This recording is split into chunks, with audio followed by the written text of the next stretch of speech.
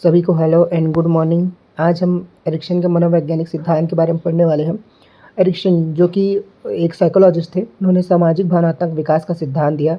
Ericsson का पूरा नाम है एरिक होमबर्ग एरिक्सन और इनका जन्म 1902 में जर्मनी में हुआ, लेकिन बाद में इन्होंने अमेरिका आकर इन्होंने सामाजिक भावनात्मक विकास का सिद्धांत प्रतिपादित किया। तो क्वेश्चंस में एग्ज़ाम्स में ये सारे क्वेश्चन पूछे जाते हैं। 8 स्टेजेस इनके जो 8 स्टेजेस हैं उनके बारे में पूछा जाता है। तो आज हम उसी के बारे में थोड़ा चर्चा करेंगे। तो चलिए बिना समय गंवाते हुए टॉपिक पर आते हैं। और ये सारे उनके 8 स्टेजेस हैं। 8 स्टेजेस के बाद हम देखेंगे कि कौन कौन से क्वेश्चन पूछे जाते हैं करके। पहला पहला स्टेज है 0 से 1 वर्ष, ट्रस्ट वर्सेस मिसट्रस्ट, भरोसा बनाम अविश्वास। बच्चा जन्म से लेकर के 1 वर्ष की आयु तक का चरण, ये जो टाइम पीरियड होता है 0 से 1 वर्ष का बीच होता है। इस समय बच्चा पूरी तरह अपने माता पिता की देखभाल वालों पर निर्भर करता है। जब बच्चा जन्म लेता है तब बच्चों की ज़रूरतों को पूरा करने वाली सबसे पहले उसकी माँ होती है। माँ पर सबसे पहले उसे भरोसा होता है। अगर माँ के अलावा अगर और किसी की गोद में जाता है तो वो रोना स्टार्ट कर देता है। यही एक रीज़न आता है कि उसे किसी और पर ट्रस्ट नहीं होता, अविश्वास दिखाता है। केवल माँ पर वो भरोसा दिखा पाता है और उन्हीं लोगों के पास जाता है जिसके ऊपर उसे भरोसा होता है। तो ये होता है ट्रस्ट और मिसट्रस्ट। यदि अगर बच्चे मिसट्रस्ट की विकसित होती है तो बच्चे की ज़रूरतें पूरी नहीं होती या अपेक्षा उसे असुरक्षित महसूस होता है, तो वो अपने अंदर अविश्वास मतलब कि मिसट्रस्ट पैदा करता है, जैसे कि रोना स्टार्ट कर देता है। किसी और के पास जाने के बाद उसे भरोसा नहीं हो पाता। तो ये कारण है ट्रस्ट और मिसट्रस्ट। स्टेज 2 है 1 से 3 वर्ष के बीच, autonomy versus shame and doubt. ये स्वतंत्रता बनाम शर्म और संदेह होता है। बच्चा कैसे स्वतंत्रता अपने आप को स्वतंत्र रखने के लिए, सीखने के लिए अपने आप को खुद को खाना, कपड़े पहनना, टॉयलेट का इस्तेमाल करना, सारी चीज़ें सीख लेता है और थोड़ी-थोड़ी भाषाएँ भी सीख लेता है। उसे महसूस होता है कि मैं खुद कुछ कर सकता हूँ।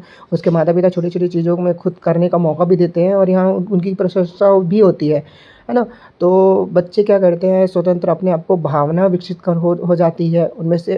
अब और सबसे बड़ी बात ये है कि अगर उनके माता-पिता किसी चीज़ को उनको नहीं रोक रहे हैं तो वो उनमें आगे बढ़ते हैं। जैसे कि खिलौना, कोई भी बच्चा खिलौना देखता है तो खिलौने को तोड़-मरोड़ करके कुछ अपने हिसाब से वो बनाता है। उसी चक्के को तोड़ देगा, चक्के को घुमाएगा, चक्के को चीज़ों को अलग-अलग तरीके से किसी चीज़ में इन्वेंट करेगा, तो उनमें रचनात्मक चीज़ें होती हैं। बच्चा अपने आप को स्वतंत्र पाता है। वो उसे लगता है कि उसे कोई रोकने-टोकने वाला नहीं है। तो यहाँ पर ये वाली चीज़ आती है कि मैं खुद कर सकता हूँ।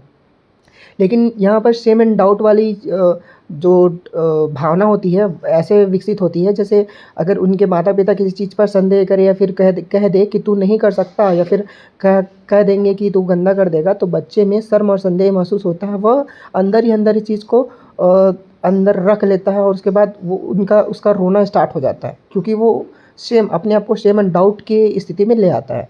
तो ये था दूसरा चरण, जो कि 1 से 3 वर्ष के बीच में होता है। आइए तीसरे चरण के बारे में बात करते हैं। तीसरा चरण है इंट्यूटिव वर्सेस गिल्ट, पहल बनाम अपराध बोध व जिम्मेदारी। इस वर्ष में बच्चा नई चीज़ें सीखने, निर्णय लेने, छोटे-छोटे कार्य को पहल करने पर करता है, जैसे खेल खेलना, सवाल पूछना, नकल करना, खुद के कपड़े पहनना आदि। अगर बच्चा किसी काम को देखता है, किसी की नकल करता है, अपने माता-पिता की नकल करता है, जैसे कि कोई एक पिता अपने चीज़ों को कर रहा है, तो उसी प्रकार से करने की कोशिश करेगा, क्योंकि वो नई चीज़ें सीख रहा है उसे। सवाल भी पूछता है कि इससे क्या बनेगा, ये काम क्या आता है, ये कैसे है? उससे बहुत सारे उसके दिमाग में क्वेश्चंस भरे होते हैं, जो कि उसको आगे बढ़ाने के लिए उसके दिमाग को विकसित करने के लिए काफ़ी होता है। इसके बाद हम माता-पिता की बात करें तो शिक्षा भी एक पहल होती है। 3 से 6 वर्ष के बीच में ये एक ऐसा टाइम पीरियड होता है जिसमें बच्चे को रिस्पॉन्सिबिलिटी की भावना विकसित होती है। धीरे-धीरे उसमें लीडरशिप आते जाएगा, चीज़ों को उसमें नेतृत्व करेगा, है ना? खेल-कूद में भी वो बच्चों के साथ घुलेगा मिलेगा। तो ये एक टाइम पीरियड होता है जिसमें बच्चा रिस्पॉन्सिबल होता है धीरे-धीरे। अपराध बोध, इसमें अपराध बोध जब हम बच्चे की पहल पर, जैसे कुछ भी बच्चा कर रहा है उसे गलत कह दे, तो उसे बार-बार डाँटें, तो उसमें उसे लगता है कि उसने कुछ बुरा किया है या फिर उसे हम वो चीज़ करने पर रोकें, तो वो उसमें अंदर ही अंदर उसके मन में डर या भय पैदा हो जाता है। अगर आपके घर में कोई बच्चा है तो उनको देखिए, अगर आप 3 से 6 वर्ष का बच्चा है, तो उनको अगर आप डाँटेंगे तो उनमें डर भय पैदा होता है। छोटे बच्चे होते हैं ना, तो ऐसा होता है। उदाहरण के तौर पर कुछ नया करने की कोशिश में माता-पिता उन्हें कह देते हैं कि ऐसा मत करो, ये गलत है करके, तो भय और झिझक, आत्मविश्वास की कमी आ जाती है और निर्भरता, वो दोबारा उस चीज़ को नहीं करेगा। सिर को नीचे कर लेगा जस्ट बिकॉज़ ऑफ ये है कि उसके उसके अंदर गिल्ट नाम की चीज़ उसके अंदर पनपती है। इसके बाद आते हैं चौथे चरण के बारे में। चौथा चरण होता है 6 से 12 वर्ष के बीच में, और ये होता है इंडस्ट्री और इन्फीरियरिटी, परिश्रम बनाम हीन भावना। ये जो टाइम पीरियड होता है वो बच्चे के स्कूल जाने में सबसे अहम भूमिका निभाता है। बच्चे वहाँ सीखते हैं, मेहनत करना सीखते हैं और अभ्यासों से कई सारी चीज़ों को कुछ नया बना पाते हैं। जैसे टीचर जो होते हैं वो सामाजिकता से जोड़ते हैं। सबसे बड़ी बात ये है कि टीचर ही सिखाते हैं कि विद्यालय के बाहर और अंदर कि आपकी क्या मतलब व्यवहार होना चाहिए बच्चों को, कि कैसे आप व्यवहार करो, किस तरीके से बात करो, आपका आदर तरीका, ये सारी चीज़ें बच्चा स्कूल में सीखता है। सामाजिक संस्कृति से भी बच्चा जुड़ता है और उनके टीचर उन्हें ये सिखाते हैं कि उन्हें क्या-क्या करना है और किन-किन चीज़ों में आगे बढ़ना है। जैसे पढ़ाई-लिखाई, खेल-कूद इत्यादि में वो कोशिश करते हैं, इनकी सराहना होती है। तब बच्चे का विकास होता है उन उन सब सारी चीज़ों में बढ़ कर के, और वो अपने दोस्तों के, यहाँ पर एक बात होती है कि यहाँ पर इसके जो नए-नए दोस्त बनते हैं वो उनमें काफ़ी उलझ जाता है अपने दोस्तों के बीच। जैसे पहली-पहली बार स्कूल जाता है तो शुरू बार जाने में उनको डर लगता है, पर उसके बाद उसके जब दोस्त बन जाते हैं तो स्कूल से वापस जाने पर वो काफ़ी रोते हैं, क्योंकि उनके दोस्त ऐसे बन चुके होते हैं जो पहली बार ऐसे मिले होते हैं। तो ये होता है कारण। इसके बाद अब अपने आप पर भरोसा, अब उसको लगता है कि जब दूसरे लोग कर रहे हैं तो मैं भी इस चीज़ को करूँ, और वो भी अपने आप के ऊपर भरोसा कर देते हैं। और टीचर उनको ये सिखा देता है कि तुम भी एक चीज़ कर सकते हो, तो सामने वाले को देखकर वो सीखता है स्कूल में। अगर ऐसे उसके मेहनत को नज़रअंदाज कर दिया जाए तो बार-बार उसकी तुलना करने लग जाते हैं लोग कि वो देखो तुमसे बेहतर है, या फिर उसे लगता है कि वो कुछ काम का नहीं है, तो उस पे इन्फीरियरिटी की भावना, हीन भावना आ जाती है कि मैं कुछ नहीं कर पाऊँगा, आगे भी मैं असफल हो जाऊँगा करके। तो ये टाइम पीरियड होता है जो बच्चे के दिमाग में भरा जाता है कि आप भी कुछ न कुछ कर सकते हो, बहुत अच्छा कर सकते हो। ये था चौथा चरण 6 से 12 वर्ष के बीच में। अब आते हैं 5वां चरण के बारे में। 12 से 18 वर्ष, आइडेंटिटी वर्सेस रोल कन्फ्यूजन, पहल बनाम पहचान भ्रांति। अब ये जो बच्चा है वो किशोरा एडल्ट सेंस के बात हो रही है। यहाँ पे बच्चा वयस्कता की ओर बढ़ रहा है। एडल्टहुड जैसे इसके मन में शारीरिक चेंजेस बहुत ज़्यादा आएंगे, और उसके साथ साथ विचार भी बहुत जल्दी चेंजेस होंगे। अब बच्चा तार्किकता की ओर बढ़ेगा। तार्किकता मतलब रीज़नेबल चीज़ों को ज़्यादा ध्यान देगा, उसकी मैथ्स में जोड़ने, घटाने, गुणा करने, कैलकुलेशन करने, ये सारी चीज़ें पनपने लगेंगी, और बच्चा और भी माइंडेड होता जाएगा। उसके दिमाग में ये चीज़ आ जाएगा कि मेरा उद्देश्य क्या है, लोग मुझे किस नज़रिए से देखते हैं, मैं क्या बनना चाहता हूँ, ये सारी चीज़ें, कि मुझे ज़िंदगी में क्या करना है, ये सारी चीज़ें उसके दिमाग में आने लगती हैं। धीरे-धीरे वो किशोरावस्था के एज में पहुंचता जाता है। जब खुद को पहचान लेता है तो उसमें करियर कैसे बनाते हैं, रिश्ते, जीवन, सारे मूल्यों को देखता है, और उससे काफ़ी सारी चीज़ों को प्रभाव पड़ता है उसका। तो ये एक टाइम पीरियड होता है जिसमें आइडेंटिटी बनाने का सबसे बड़ा अहमियत इसका रोल होता है। और इसके बाद रोल कन्फ्यूज़न कब होता है, जब बच्चों को सही मार्गदर्शन, उनके माता-पिता द्वारा उनके सही मार्गदर्शन नहीं मिल पाता, उन पर ध्यान नहीं दे पाता, या फिर खुद की चीज़ों पर वो कहता है, अपने आप को असहज महसूस करता है। तब उस कंडीशन में कहते हैं कि अपने आप को वो असहज महसूस कर रहा है। तो ये जो टाइम पीरियड होता है लोन कन्फ्यूज़न और आइडेंटिटी के बीच में काफ़ी कह सकते हैं एक क्वेश्चन मार्क बना होता है। बच्चा अगर अपने आप को पहचान लेता है तो उसी चीज़ में आगे बढ़ना चाहता है। जैसे कि उसे लगता है कि वो पेंटर बन सकता है, तो पेंटिंग में ही ज़्यादा ध्यान देगा मुकाबले बाकी किसी और चीज़ में। बच्चे खेल रहे हैं, वो उससे फ़र्क नहीं पड़ता, बाकी वो अपना काम पेंटिंग में ही लगा के रखेगा। तो ये था 5वां चरण 12 से 18 वर्ष की उम्र में।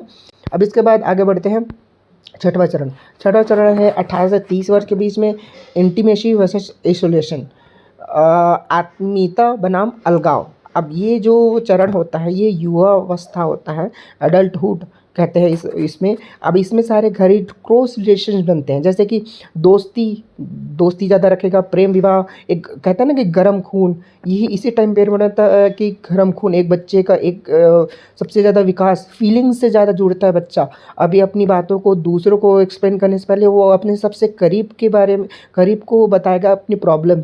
उसे लगता है कि वो दूसरों पर भरोसा करता है, दूसरे व्यक्तियों पर, जैसे कि किसी पर भरोसा करके अपनी बातों को बताता है। एक लड़की भी इस टाइम पीरियड पे एक लड़की या फिर लड़के की बात करें तो अपने दोस्तों को से ज़्यादा शेयर करते हैं, क्योंकि वो उससे ज़्यादा रिलेट कर पाता है, अपने फीलिंग को ज़्यादा जोड़ पाता है। तो ये सारे चेंजेस देखने को मिलते हैं एक एडल्टहुड में।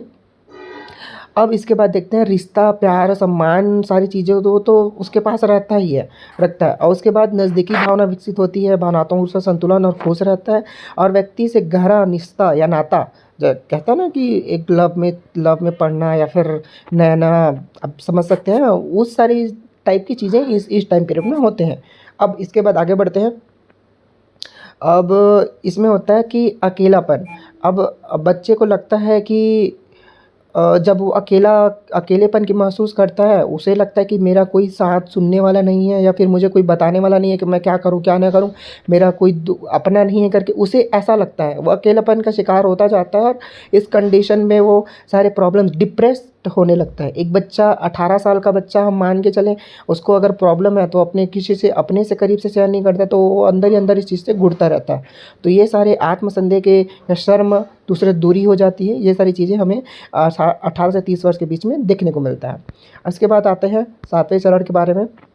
7वां चरण है 30 से 65 वर्ष के बीच में, जनरेटिविटी वर्सेस स्टेगमेंट। अब ये क्या होता है, ये एक उम्र मध्य वयस्कता होती है। जैसे कि इस टाइम आदमी अपने बारे में या तो अपने बारे में सोचता है, या तो दूसरों के बारे में ही सोचता है। अब वो सोचता है कि मैं अपने जीवन में, समाज में, परिवार में आने वाली पीढ़ी को क्या दे रहा हूँ।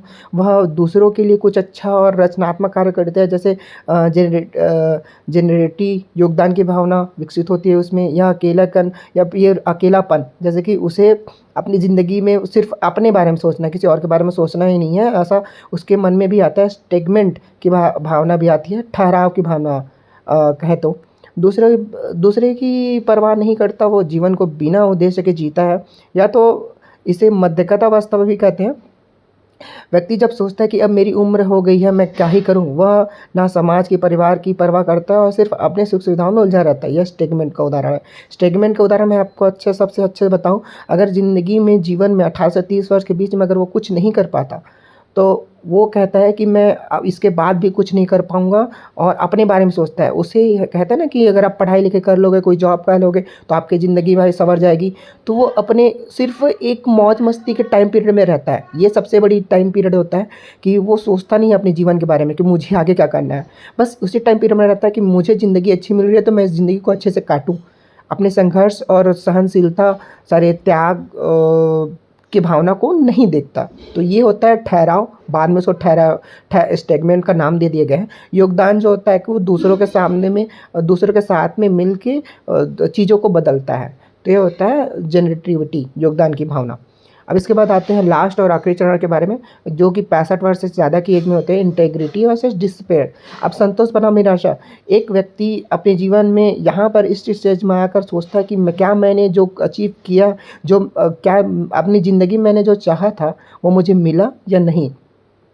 सोचने लगता है कि जो मैंने चाहा था वो अचीव किया कि नहीं, और काफ़ी सारी जिम्मेदारियाँ होती है, उसके बच्चे सही रास्ते पर चल रहे हैं या नहीं, ये सारी चीज़ें आती हैं।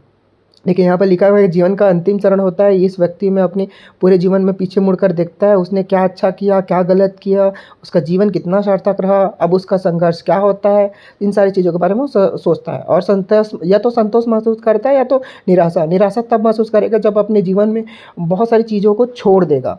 अब विश्वास उसे संतोष नहीं होगा अपने जीवन में कि इतने टाइम हो गए, मैं जो करना चाहता था या फिर मेरे बच्चों को जो मैं सिखाना चाहता था वो नहीं कर पाया, तो उसमें निराशा पन की भावना विकसित हो जाती है। डिस्पेयर, अब डिस्पेयर की बात करते हैं तो व्यक्ति को लगता है कि जीवन में बहुत कुछ गलत किया है या फिर अधूरा छोड़ दिया है, जैसे कि मैंने बताया, तो उसे पछतावा, निराशा होती है, वह बहुत दुखी, अकेला, संतुष्ट महसूस करता है। कभी-कभी उसे लगता है कि अब उसका कोई जीवन का अर्थ ही नहीं बचा, इतने साल हो गए हैं कि अब उस जीवन में कुछ नहीं बचा उसके।